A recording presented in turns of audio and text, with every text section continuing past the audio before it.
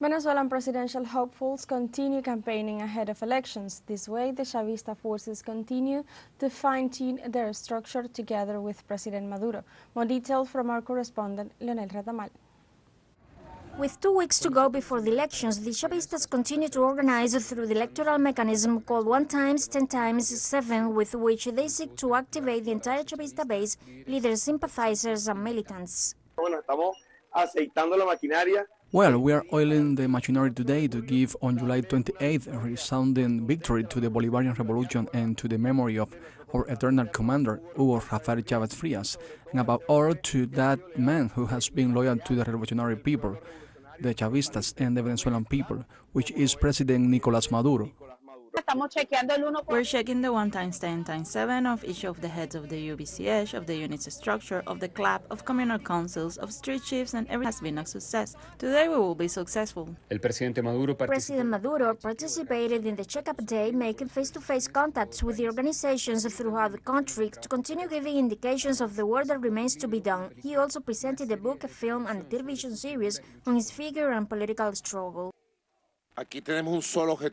Here we have only one objective, to defend the independence of Venezuela, to defend the homeland, and to make, as we are going to do, a revolution within the revolution.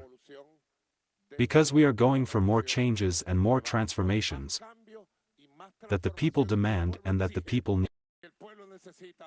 The far-right candidate Edmundo González held an event at the Central University of Venezuela in spite of the refusal of the authorities of the university and other university sectors. The rally was also criticized by candidate Antonio Carri, who called for the preservation of university autonomy. Instead, he proposed to hold a debate in its facilities. Candidate Enrique Marquez also registered activity on his social networks with proposals focused on encouraging participation on July 28. Let's vote. Vote for you. For your future, for your family. Your vote is power to change authority. Vote without fear. From the border state of Táchira, the candidate for Arepa Digital, Daniel Ceballos, delivered proposals to modernize the state.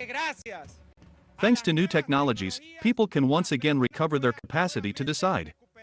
Enough of particular interests, enough of the interests of parties, enough of the interests of some elites to control the Venezuelan state.